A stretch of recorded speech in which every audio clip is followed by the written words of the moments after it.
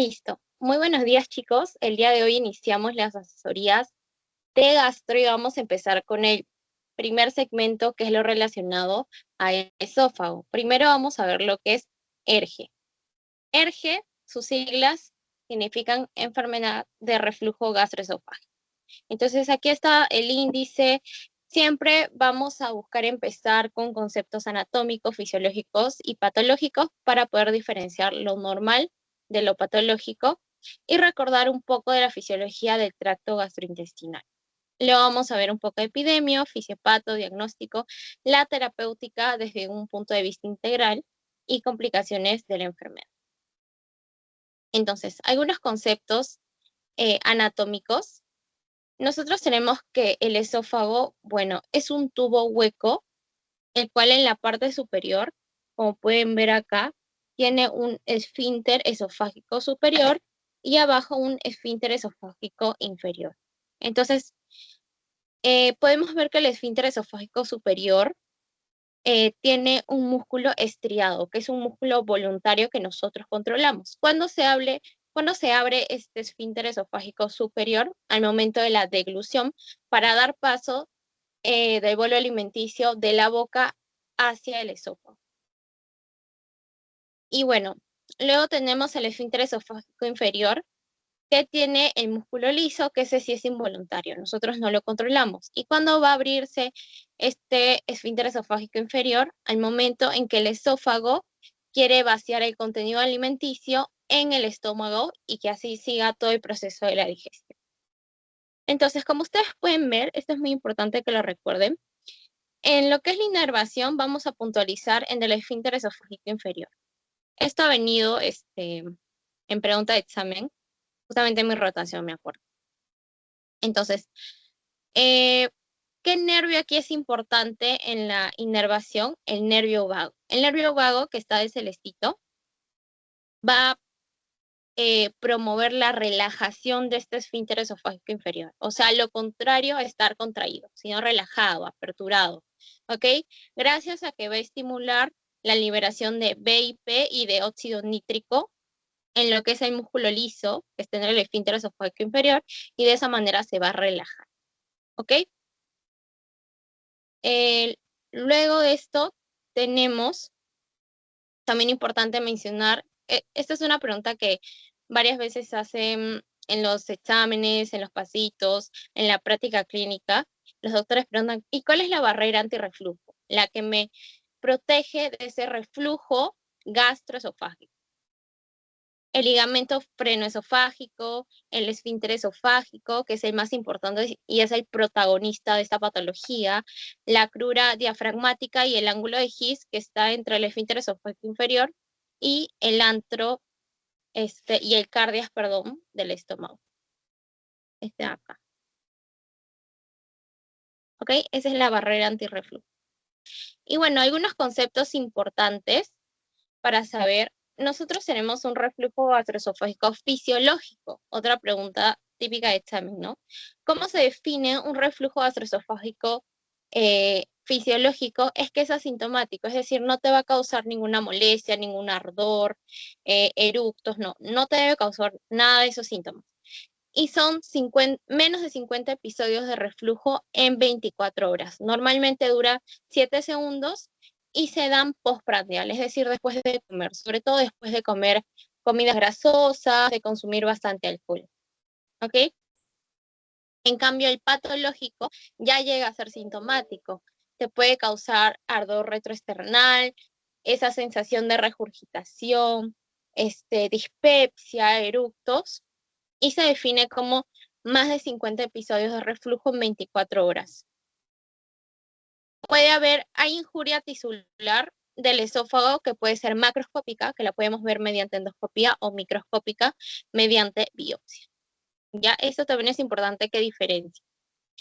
Luego, la enfermedad de reflujo gastroesofágico va a ser consecuencia de un reflujo gastroesofágico patológico crónico, ¿ya? Entonces, esta ERGE es un trastorno crónico que, como acá dice, se relaciona con el flujo retrógrado del contenido gastroduodenal, es decir, refluye los alimentos que ya han sido mezclados con los ácidos gástricos, con el jugo duodenal y refluyen hacia el esófago, resultando en un variado espectro de síntomas y complicaciones con o sin daño tisular. Ok, ya vamos a ver que este ERGE puede causar tanto síntomas esofágicos como extraesofágicos. Y luego tenemos la esofagitis por reflujo, que es básicamente inflamación del epitelio esofágico. Es una de las complicaciones del ERGE, la esofagitis. Podemos ver inflamación a nivel macroscópico o microscópico también.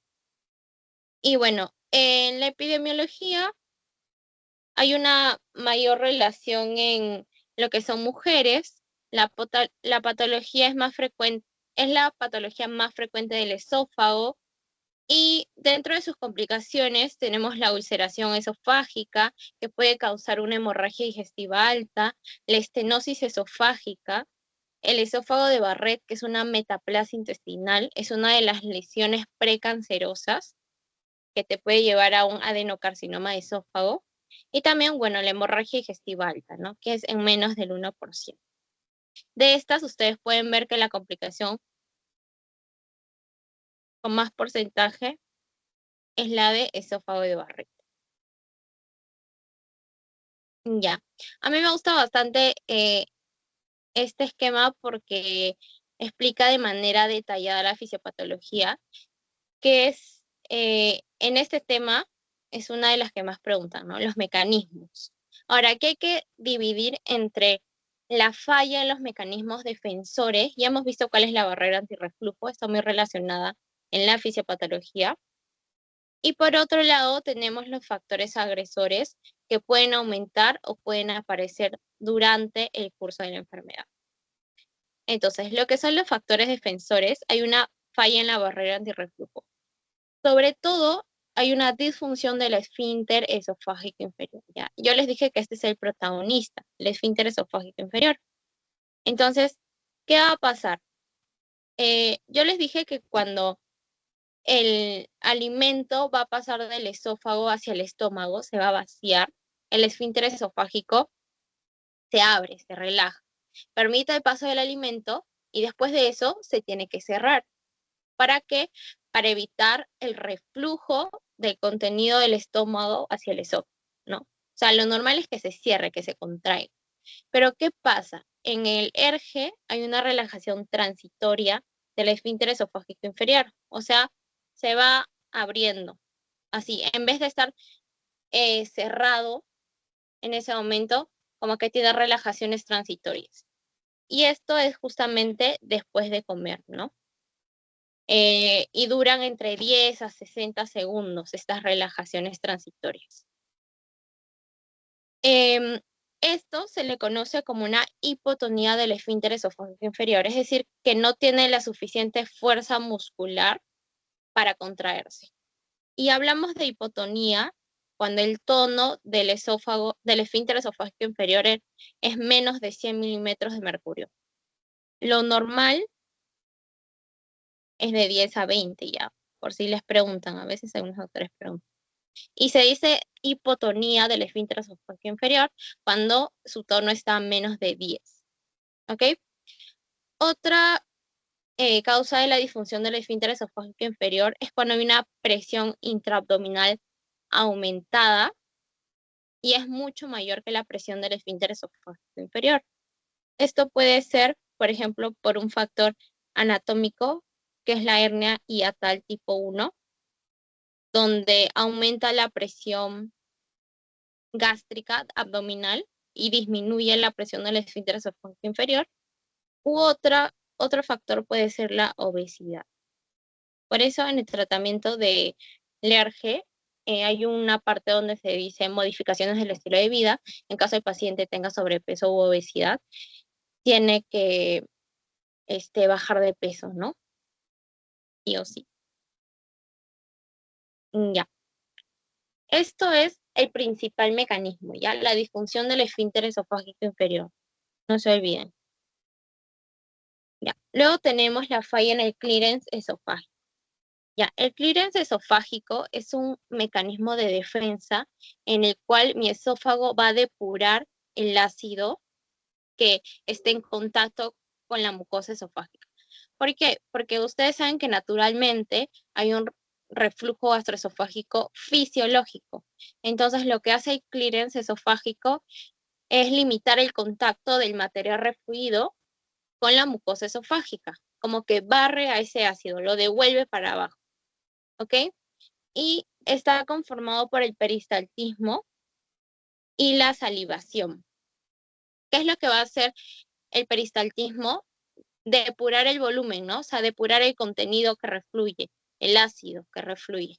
Y por otro lado, la salivación, ¿qué es lo que hace? Cuando se secreta saliva, la saliva es rica en bicarbonato.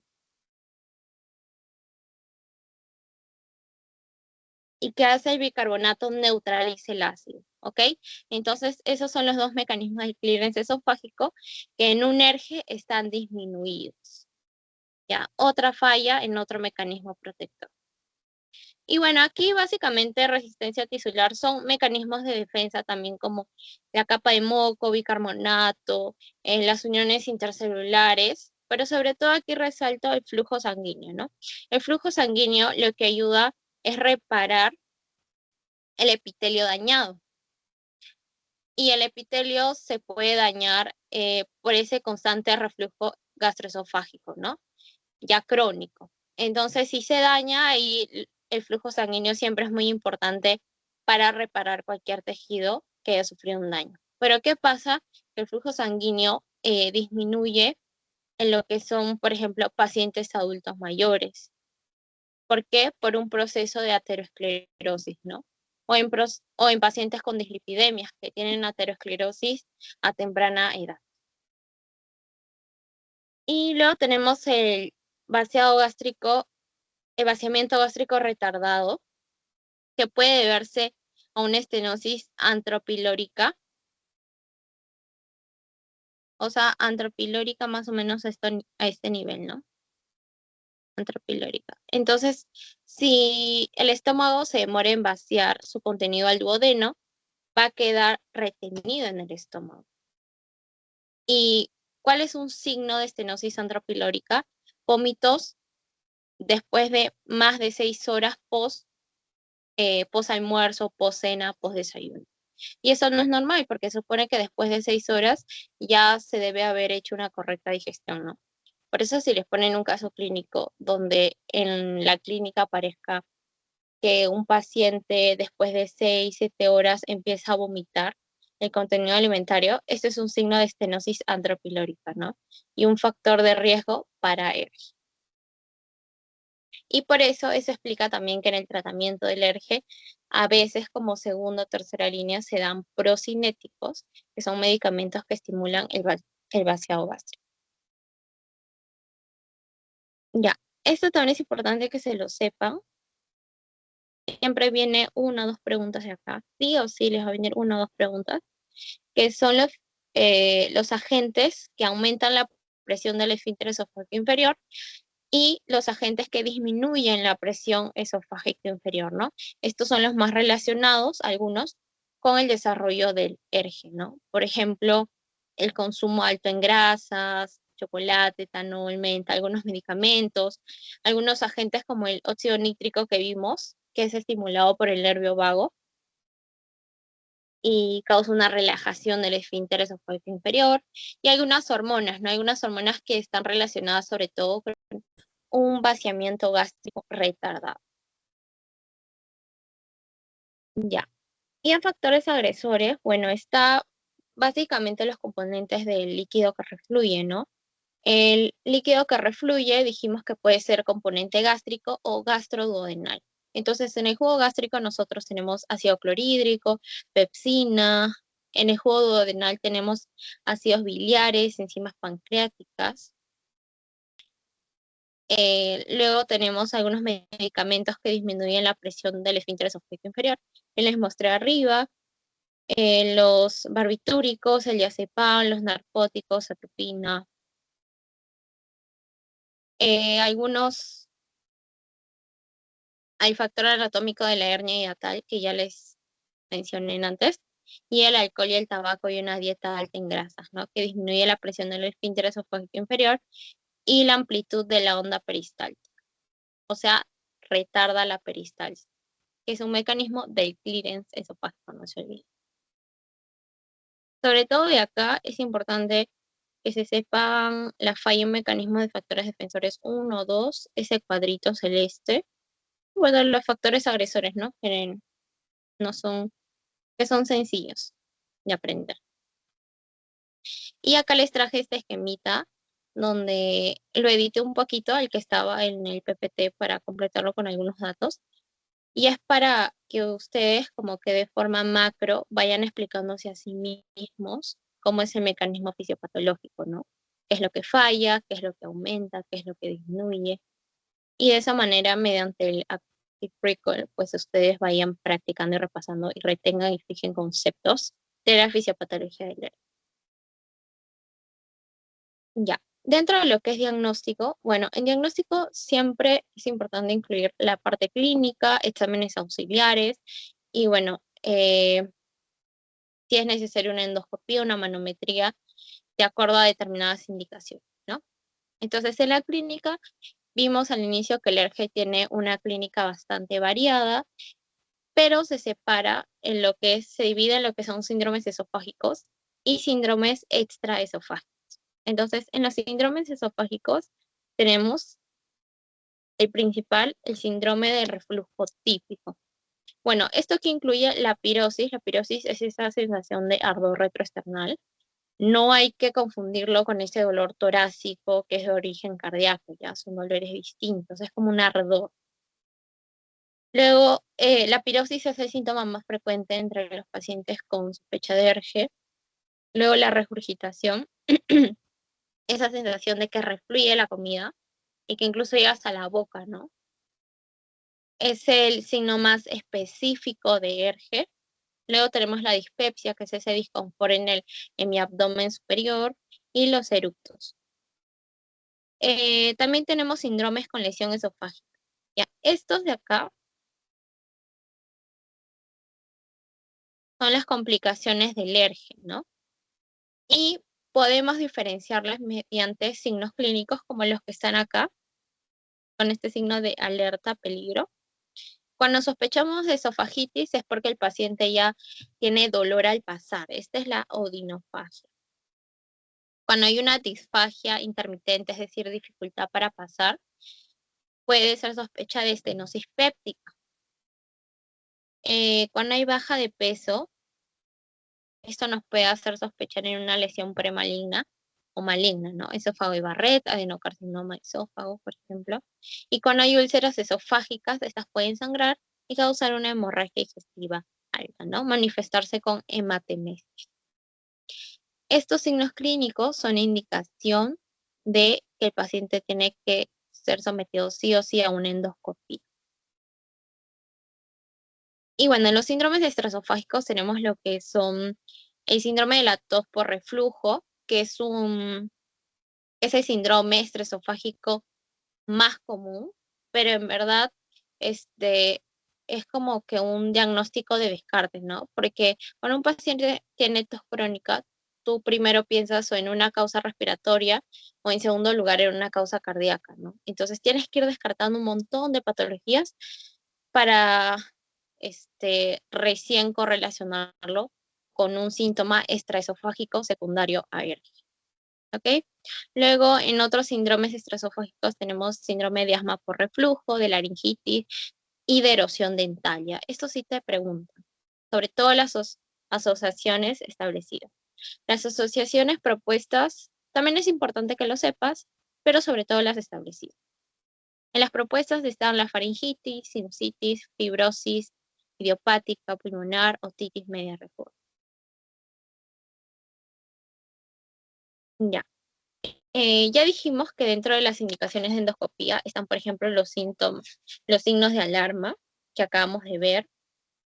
También un paciente que tenga factor de riesgo para esófago de Barrett o que no responda al tratamiento después de que incluso se le ha duplicado las dosis del medicamento, ¿no? O sea, eso también es una indicación para endoscopia.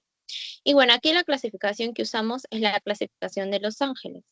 Es muy importante en gastro que aprendamos las clasificaciones, no solo en este tema, sino también en otros temas de patología gástrica, intestinal.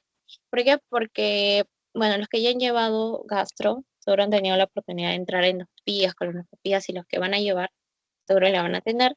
Entonces, entiendes mejor, ¿no? Puedes entender mejor la historia clínica cuando te escriben el examen. E incluso te ayuda, todo esto te ayuda a saber qué manejo se le va a dar al paciente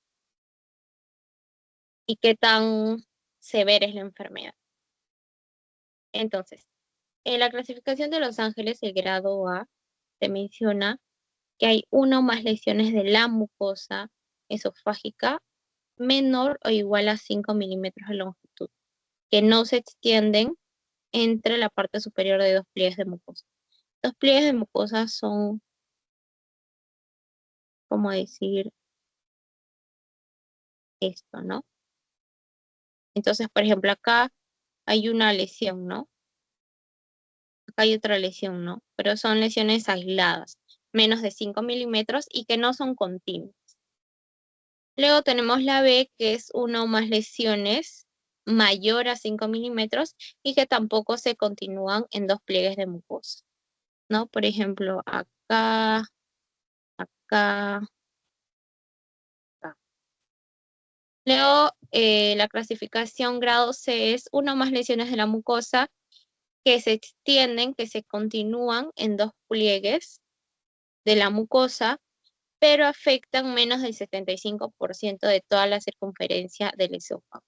Por ejemplo, aquí está la lesión, la pueden ver, se continúa en dos pliegues, ¿no? Esos son los pliegues. Pero como ven, abarca más o menos el 50% de la circunferencia del esófago, o sea, menos del 75%. Y el grado D, bueno, son lesiones de la mucosa continuas que abarcan mínimo, o sea, más del 75% de la circunferencia esofágica. En este caso, pues miren, está en todo esto, ahí se puede ver, ¿ok? Bueno, en, en lo que es hallazgos endoscópicos, también podemos de una manera clasificar a los pacientes, ¿no? De acuerdo a lo que veamos. Por ejemplo, se le dice ERGE no erosiva cuando hay una disociación clínica endoscópica, es decir, mi paciente tiene clínica de ERGE, sin embargo, cuando yo le hago la endoscopía, no encuentro ninguna lesión como las que hemos visto en la clasificación de Los Ángeles. Veo una mucosa esofágica conservada. Pero esto no me descarta de que pueda tener lesiones microscópicas, ¿ok? Y es en el 50 al 70% de casos. Luego tenemos la ERG erosiva, que hay evidencia de lesión esofágica en endoscopía, en la cual se aplica la clasificación de Los Ángeles, y hay una esofagitis, ¿no? Una inflamación de la mucosa esofágica. Esto es en el 30 al 50% de los pacientes. Y lo otro ya es alergia complicada cuando se encuentran signos de esófago de Barrett, úlceras, estenosis esofágica, cuando hay broncoaspiración, y esto puede causar una neumonía aspirativa.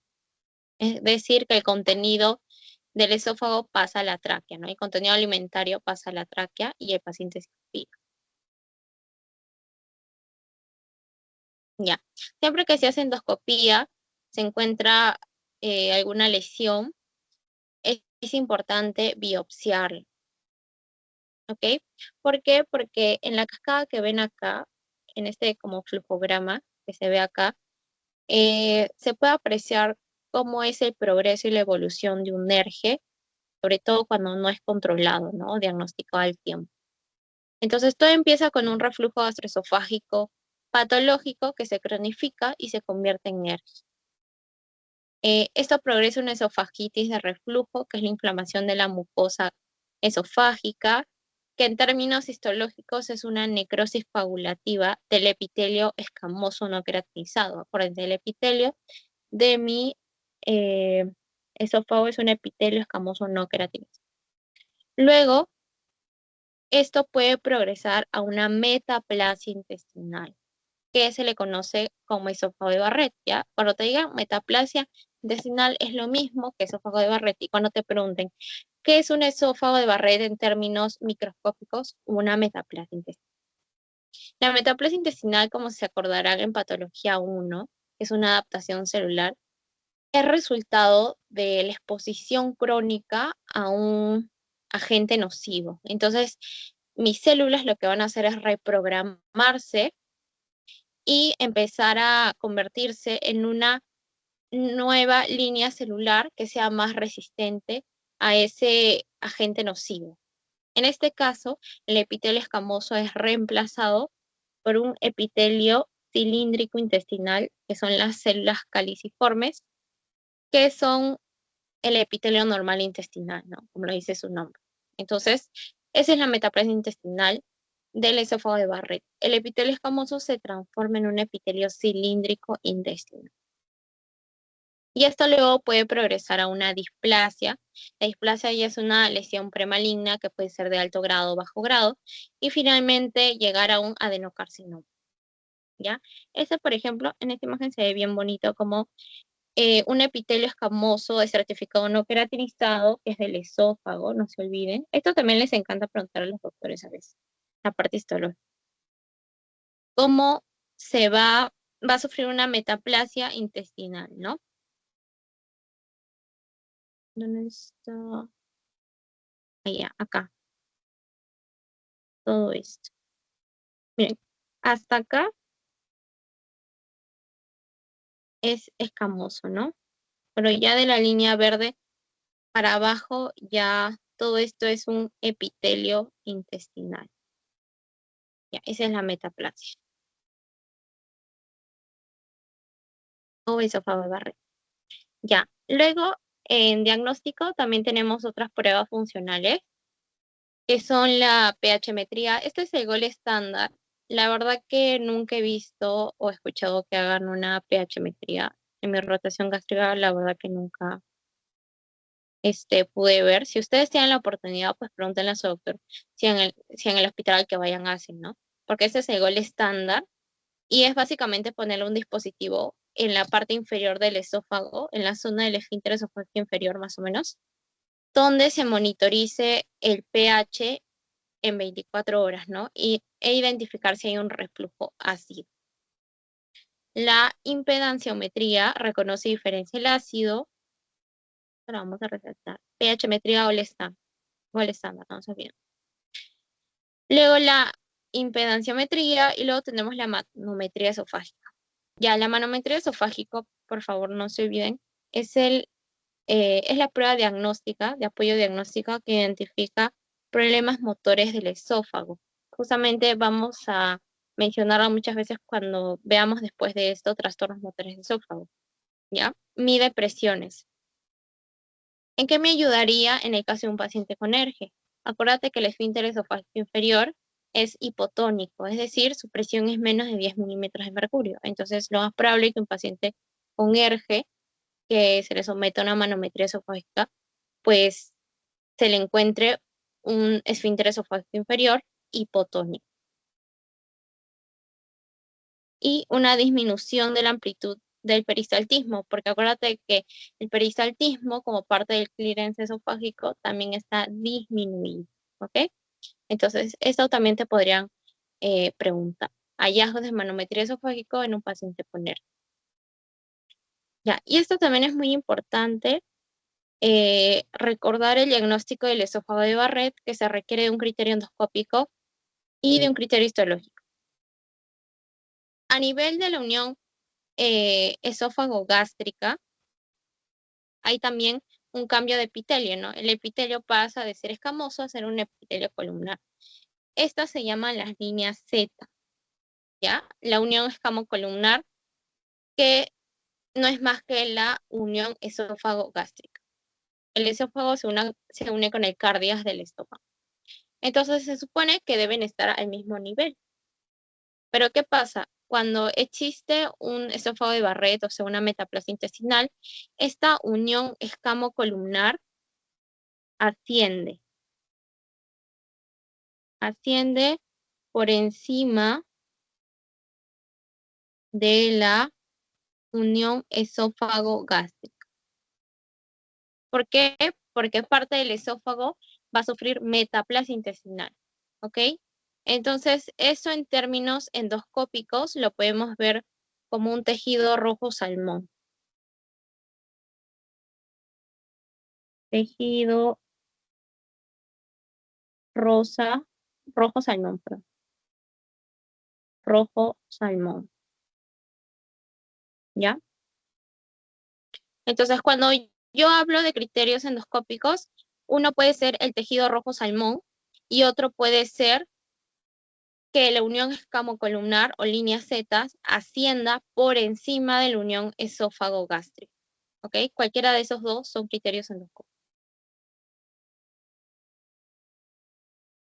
A ver, esto lo voy a poner. Ujú, ahí, ya. Y en criterio histológico, pues es biopsiar esa zona de la lesión y encontrar metaplasia intestinal. Ese es el criterio histológico. La metaplasia intestinal.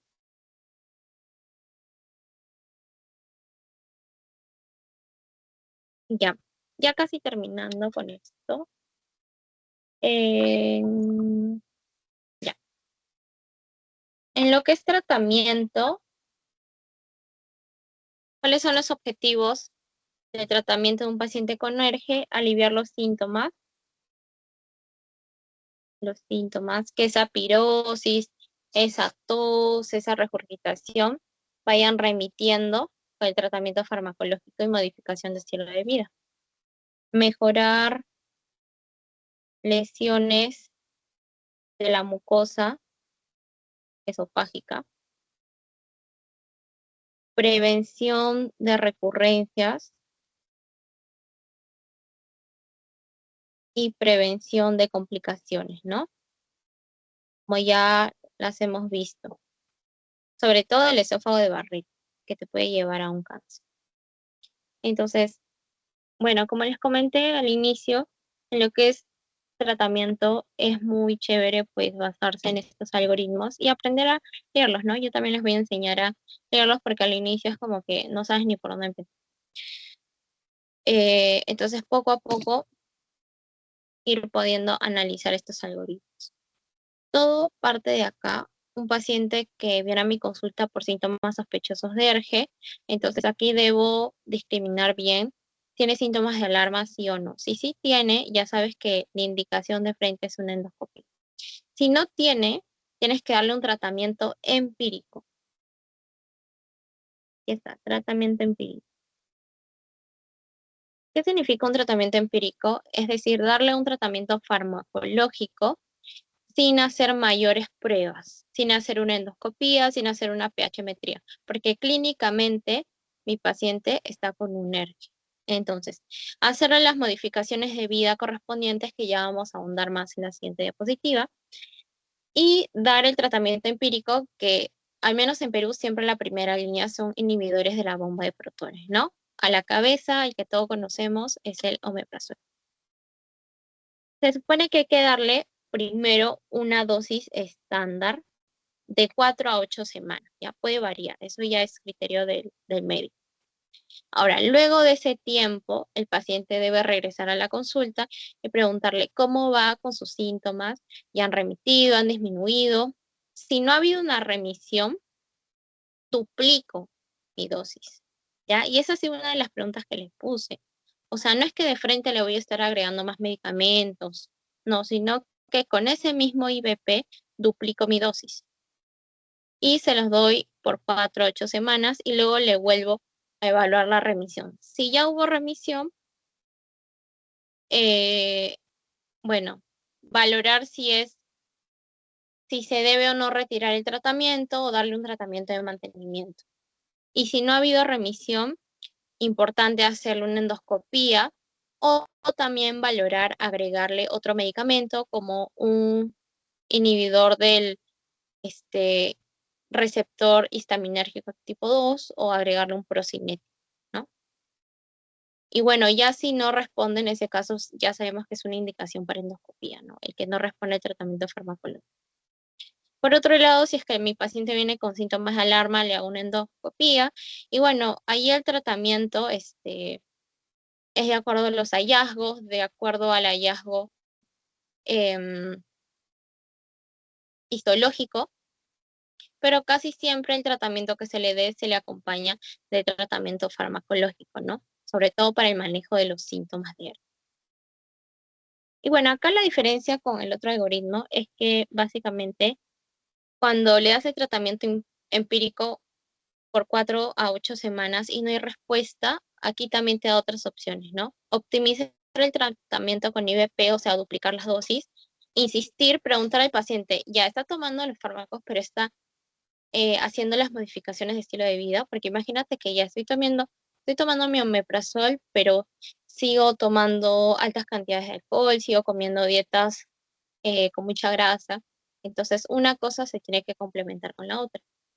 También preguntarle si está tomando los medicamentos a la hora adecuada, las dosis correctas, y se puede valorar agregar otros medicamentos, ¿no? Mucoprotectores, los anti-H2, los procinéticos. Bueno,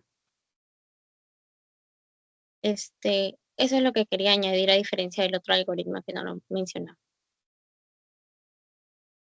Y bueno, en lo que es también tratamiento, dijimos que dentro de las modificaciones de estilo de vida, una debe ser regular las dietas. Ya sabes cuáles son los alimentos que disminuyen la presión esofágica, la presión del esfínter esofágico inferior, grasas, comida picante, alcohol, cafeína. Es importante que el paciente duerma también con la cabeza un poco más levantada que todo el cuerpo, a unos 10, 15 centímetros más o menos, como está en la imagen, que baje de peso, porque ya sabes que el aumento de presión intraabdominal es un factor de riesgo también para ERGE. Y bueno, en el caso del consumo de algunos medicamentos, valorar qué medicamentos se pueden retirar o disminuir su consumo y otros si se pueden modificar las dosis, ¿no? Aquí en el tratamiento farmacológico existe como que tres momentos. La terapia inicial, que es la dosis de IVPs, que es por 4 a 8 semanas, incluso si tienes que duplicar las dosis, esa es la terapia inicial. Luego está la terapia de mantenimiento. La terapia de mantenimiento se da si es que después de haber acabado tu tratamiento de IVPs, tus síntomas remitieron, o sea, desaparecieron, pero luego hubo una recurrencia de los síntomas, volvieron a aparecer. En ese caso, se te va a indicar una terapia de mantenimiento continuo, ¿no? Pero a dosis más bajas y efectivas. Eso es lo que hay que buscar en el paciente. Darle una dosis efectiva, pero al mismo tiempo buscar que no sea una dosis tan alta. Y, o sea, la dosis mínima efectiva, así se la llama. Dosis mínima efectiva. Y bueno, terapia de mantenimiento a demanda, ¿no? Digamos que los síntomas de reflujo son esporádicos, 3 veces a la semana ya. Cuando sienta esas molestias, toma su IVP. Y también cuando hay respuesta incompleta IVP, se les da los antagonistas H2, o sea, histaminérgicos, o procinéticos que aumentan el vaciado gástrico de forma rápida, ¿no? Y bueno, aquí está. La idea es ir disminuyendo, individualizar al paciente. En su momento, a lo mejor se le tiene que agregar otros medicamentos que refuercen lo que hace un IVP, pero encontrar la dosis mínima efectiva siempre. ¿Ok? Y bueno, en caso de que el paciente no responda al tratamiento médico o en caso de algunas complicaciones, hay un manejo quirúrgico que es la fundoaplicadora de Nissen, que es básicamente que el fondo gástrico se envuelve, ay, se envuelve en el esófago inferior,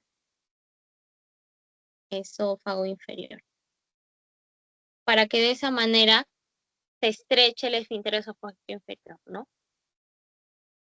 Y las indicaciones de manejo quirúrgico es cuando hay fracaso de tratamiento médico, cuando un paciente joven tiene ERGE, entonces para evitarle un tratamiento largo con IVPs que también pueden causar algunos efectos a largo plazo o cuando hay complicaciones. Les traje esta imagen para que ya después la vean con más calma, pero les voy a explicar algunas cositas. Y es sobre los mecanismos de acción de algunos fármacos que van a ver bastante en lo que es esta rotación de gastro, ¿no? O sea, los inhibidores de bomba de protones, que bueno, su mismo nombre lo dice, ¿no? Inhibe de manera irreversible esta bomba ATPasa, que es la bomba potasio hidrogeniones, ¿no? K de potasio y H hidrogeniones. Bomba hidrogeniones potasio. La inhibe de manera irreversible. Eso también a veces te lo pueden preguntar. Luego tenemos antiácidos, que lo que bloquea es la liberación de hidrogeniones. ¿Y dónde están los antagonistas H2? Ya. ¿Cómo se explica esto? Que hay tres hormonas, tres moléculas que van a estimular la liberación de hidrogeniones, que estimulan a la bomba ATPasa. Y son la histamina, la gastrina y la ACH. Entonces, eh, los medicamentos que bloquean el receptor histaminérgico tipo 2 justamente van a buscar que la histamina no estimule la liberación de hidrogeniones, ¿no? Miren, aquí lo bloquea. Entonces, a este nivel, que ves acá, se va a bloquear. Y la liberación de ácido va a ser menor, ¿ok? Pero como puedes ver, el medicamento más directo es el IVP. Por eso siempre es el de primera línea, que tiene que ser sí o sí en conjunto con modificaciones de estilo de vida. Por eso cuando al inicio el paciente no responde IVP, no se le retira el IVP porque es el más directo en cuanto a mecanismo de acción, sino que se le duplica la dosis. Y ya después se evalúa si se le agrega un anti-H2O o un procinético u otros. Y bueno, finalmente complicaciones, ya las mencionamos, pero las recalcamos. El esófago de Barrett, que es la metaplasia intestinal, esofagitis por reflujo, la estenosis esofágica, que es una secuela de la esofagitis por reflujo y puede evidenciarse por disfagia. La anemia ferropénica, a veces cuando uno tiene úlceras por ERGE en el esófago, estas pueden ir sangrando y causar sangrados microscópicos y a la larga anemia ferropénica. Anillos esofágicos, los anillos de Schatzky, que son causados por reflujo crónico, por el ERGE, y también complicaciones por aspiración del contenido gástrico hacia la vía respiratoria, ¿no? Neumonía por aspiración, bronquitis crónica, asma, ¿ok? Que están dentro de los síntomas extraesofágicos, de la clínica extraesofágica. Eso es todo en relación a lo que es ERGE. A ver, ahorita les voy a pasar el post-test de lo que es ERGE y luego les voy a pasar lo que es el pasito para los dos siguientes temas, que son trastornos motores de esófago y cáncer de esófago. Ya, voy a parar un ratito la grabación.